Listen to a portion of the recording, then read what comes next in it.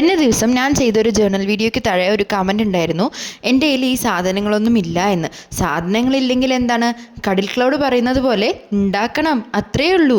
അപ്പോൾ ഞാനിവിടെ A4 ഷീറ്റാണ് എടുത്തിരിക്കുന്നത്. A4 ഷീറ്റ് ഇല്ലെങ്കിൽ നിങ്ങൾക്ക് നോട്ട്ബുക്കിൻ്റെ പേജസ് ആയാലും മതി.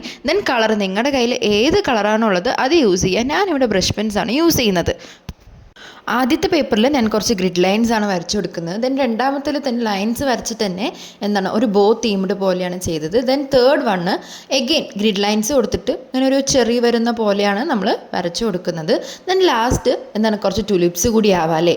ഇത് ടുലിപ്സ് ആവുന്നുണ്ടോ എന്നൊക്കെ എനിക്ക് വരയ്ക്കുമ്പോൾ ചെറിയ സംശയം ഉണ്ടായിരുന്നു. നിങ്ങൾ പറയും ഇത് ടുലിപ്സ് ആയോ ഇല്ലയോ എന്ന്. അപ്പോൾ ഇത്രയൊക്കെ ചെയ്ത് കഴിഞ്ഞാൽ നമ്മുടെ എന്ത് റെഡിയായി കഴിഞ്ഞോ, നമ്മുടെ ജേർണൽ ഷീറ്റ്സ് ഇന്ന് റെഡിയായി. സപ്ലീസ് ഇല്ല എന്ന് പറഞ്ഞാൽ ആരും ജേർണൽ ചെയ്യാതെ ഇരിക്കുക. നമ്മുടെ കയ്യിലുള്ള എന്ത് വെച്ച് നമുക്ക് ജേർണൽ ചെയ്യാം. ജേർണൽ എന്ന് പറയുന്നത് നമ്മുടെ ക്രിയേറ്റിവിറ്റി കാണിക്കുന്ന ആ ഒരു പേപ്പറായിട്ടാണ് ശരിക്കും നമ്മൾ ഈ ജേർണൽ എന്ന് ഉദ്ദേശിക്കുന്നത്. ദെൻ അപ്പോൾ എല്ലാം കൂടി ചെയ്തു വന്ന സമയത്ത് മൊത്തത്തിൽ ഇങ്ങനെ ലൈൻസ് ആയോ എന്ന് എനിക്കൊരു സംശയം. അപ്പോൾ ഇഷ്ടപ്പെട്ടാൽ ലൈക്കും സബ്സ്ക്രൈബും കമൻറ്റും